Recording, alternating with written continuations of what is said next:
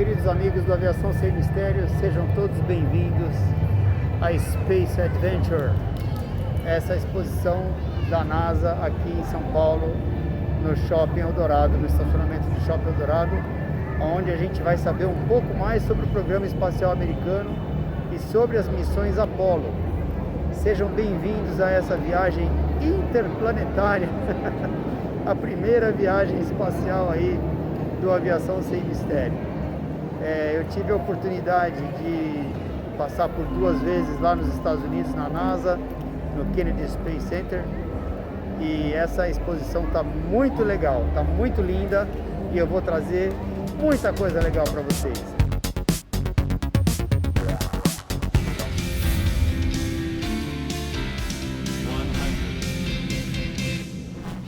Essa exposição ela comemora o 52º aniversário da chegada do homem à Lua.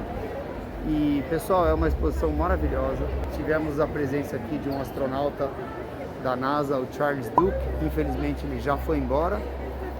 E eu vou tentar trazer para vocês, dividir com vocês como é estar aqui ao lado de todas essas coisas, de todas essas relíquias, peças que foram usadas pelos astronautas, né, lá na NASA e na época da chegada do homem à Lua, no dia 20 de julho de 1969.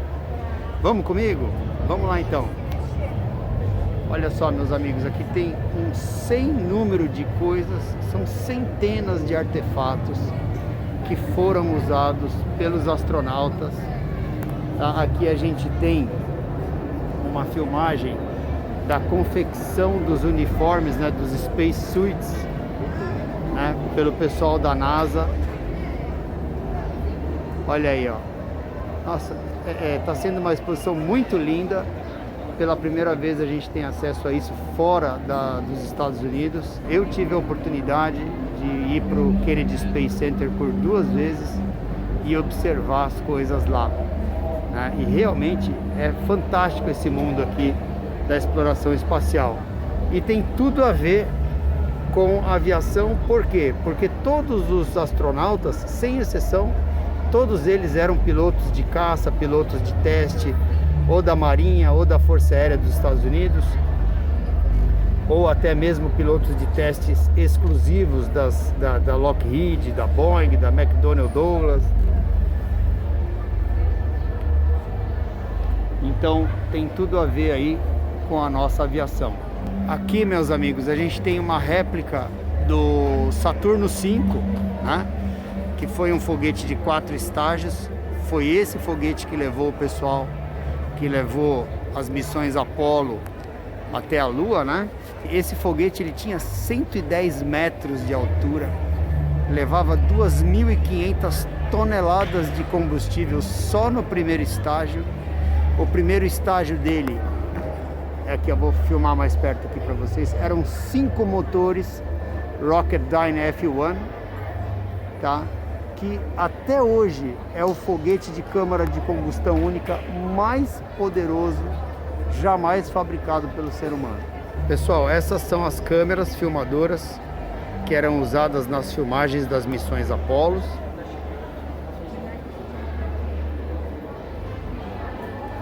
Olha aí as peças. Essa daqui é emblemática, né? Essa daqui a gente vê em vários documentários da NASA. É comum a gente ver essa câmera aqui, e ela também sendo fixada no rover lunar. Aqui nós temos as réplicas dos foguetes que foram usados nos 3 programas espaciais dos Estados Unidos. Então a gente tem aqui, ó, esse bem aqui acima de mim aqui. Esse aqui é um Redstone, que foi usado no programa Mercury. Logo em seguida nós temos o Atlas, que foi usado no programa Gemini. E aqui finalmente o Saturno V, que levou o programa Apollo, desde a Apollo 1 até a Apollo 17, né? Da Apollo 11 em diante as missões tiveram pousos na Lua, com exceção da Apollo 13, né? Não sei se vocês se lembram disso. A Apollo 13 teve uma explosão nos tanques de oxigênio e aí não teve êxito, eles tiveram que abortar a missão, voltar para a Terra. Felizmente o pessoal conseguiu voltar. Tem até um filme do Tom Hanks tal a respeito disso. E E a Apollo 1 também teve um problema muito sério, né? Que foi a explosão da cápsula, incêndio na cápsula, ainda na base de lançamento. Era um treinamento que eles estavam fazendo, e aí faleceram os 3 astronautas, o Grissom, o Chaffee e o White. Inclusive lá no Kennedy Space Center, na ala lá do programa Apollo, tem um monumento lá a esses 3 astronautas que faleceram na Apollo 1. Agora aqui, ó, a gente tem um esquema do Saturno V, né? E eu vou trazer para vocês aqui, ó. Olha só que legal, ó. Aqui você tem a parte traseira do Saturno V, onde você tem os 5 motores F1, Rocketdyne F1.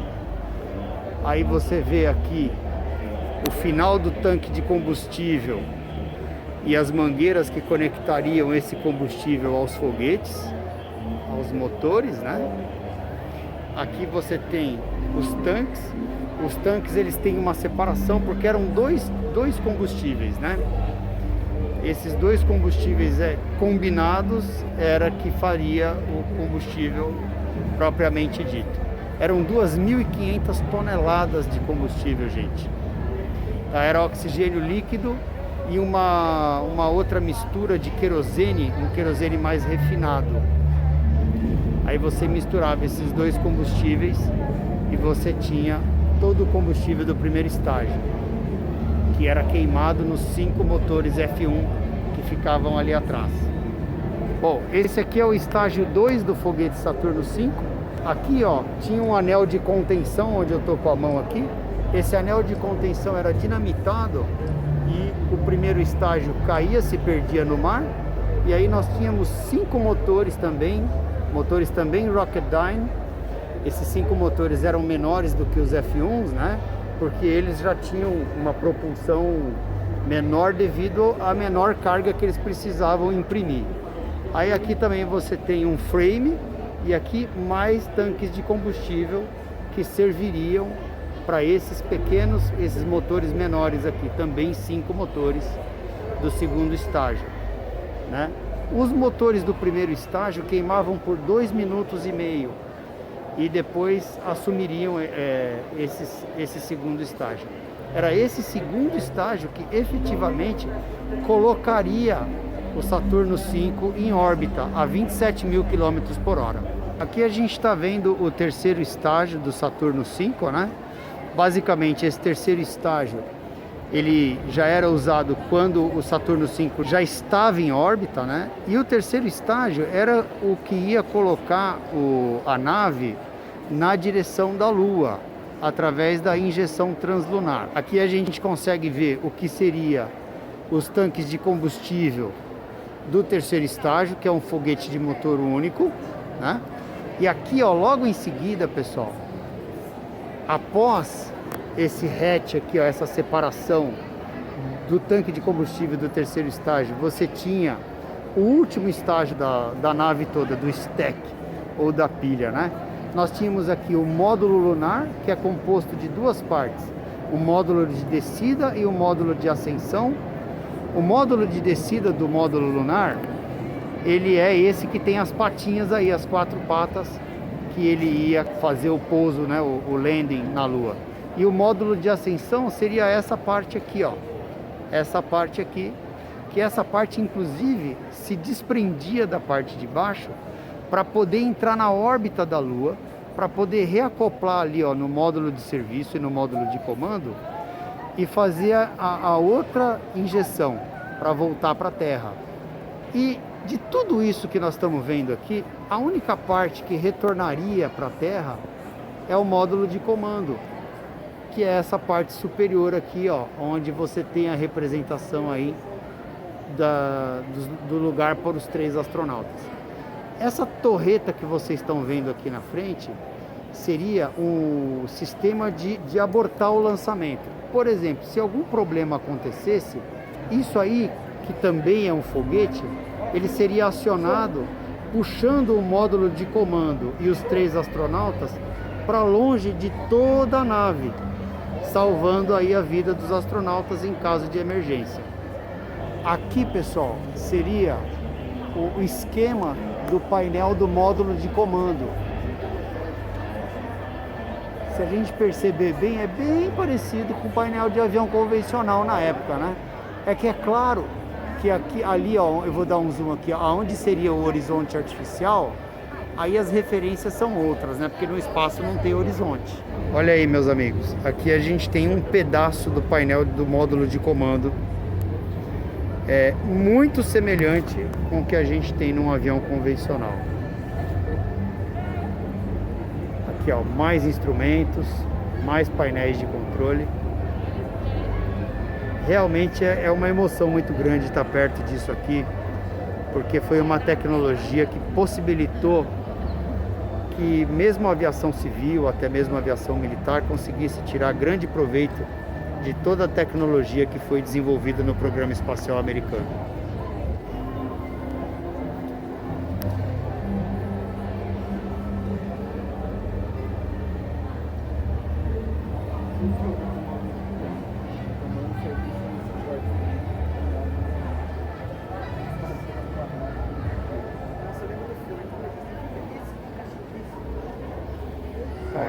Esse aqui, pessoal, já é um painel das naves Gemini, que foi a geração anterior às Apollo.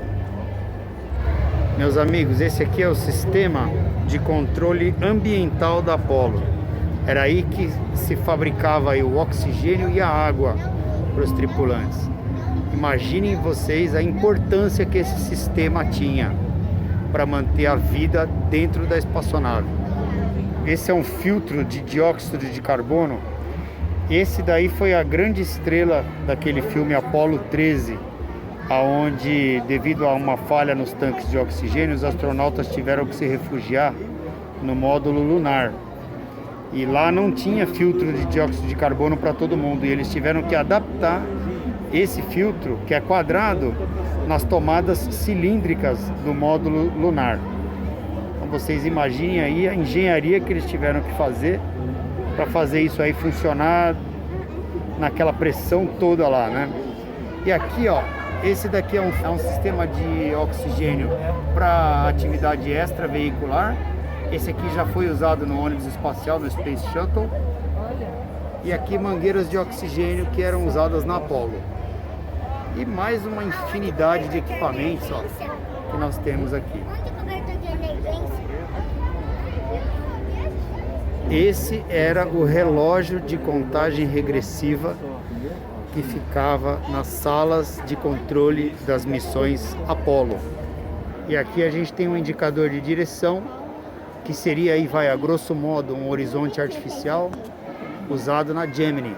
Pessoal, aqui a gente tem uma justa homenagem às mulheres que participaram do programa Apollo, porque essas mulheres fantásticas tiveram uma participação no ramo de engenharia, de astrofísica, desenvolvimento de software na época pelo MIT, que é o Massachusetts Institute of Technology. E aqui, para você ter uma ideia, essa foto aqui, ó, é uma foto que mostra essa moça que está aí, que agora não vou lembrar o nome dela, mas eu tenho um livro que fala o nome dela. Ela foi responsável pelo programa de navegação estelar. Dá uma olhada no tamanho do código-fonte do programa. Que essa moça aí, ela é do MIT, né? E ela que desenvolveu, fez parte, ela foi chefe da equipe que desenvolveu o programa de navegação estelar do programa Apollo. Meus amigos, está aí o traje designado para o Buzz Aldrin, que foi o segundo homem a pisar na Lua.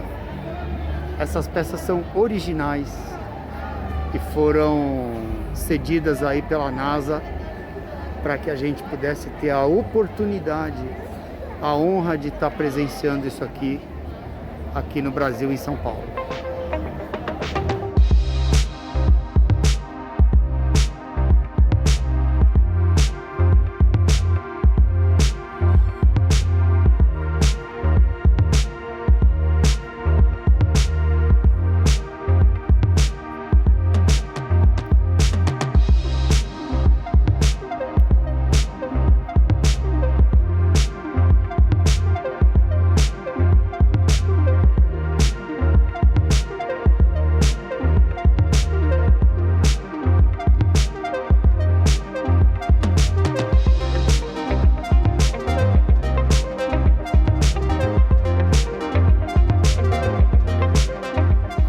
amigos, a gente está aqui agora numa outra ala da exposição, onde nós temos a réplica do módulo de comando da espaçonave Apollo. A gente já vai ali. E aqui, ó, nós temos uma réplica em tamanho natural do módulo lunar que foi fabricado pela Grumman, né? Foi isso daí que pousou lá em solo lunar no dia 20 de julho de 1969. O módulo de descida e em seguida o módulo de ascensão do módulo lunar. O mais legal dessa história é que depois que essa nave pousava lá no solo lunar, o que acontecia? Essa parte de cima, no final da missão, ela se desprendia da parte de baixo, usando um único motor, motor criogênico, né, de combustível líquido, para poder voltar para a atmosfera da Lua e lá se encontrar com o módulo de serviço e aí então voltar para a Terra. Então era tudo bastante calculado, muito complexo. Essa daqui é uma perna, é um landing gear, né? É uma perna do trem de pouso original do módulo de comando, do módulo lunar. Perdão, pessoal. Isso daqui é todinho feito de titânio, pesa apenas 30 quilos, tá? Essa daqui é a única vez que essa peça original está em exposição fora do ambiente da NASA. Então é isso, pessoal. Espero que vocês tenham gostado desse Aviação Sem Mistério e que vocês tenham curtido aí comigo a visita à exposição Space Adventure. Aí tá passando uma máquina, eu acho que é um Hawker aqui em cima da gente aqui. Tá bom, pessoal? Muito obrigado. Espero vocês na próxima semana com os próximos vídeos. Um abraço a todos.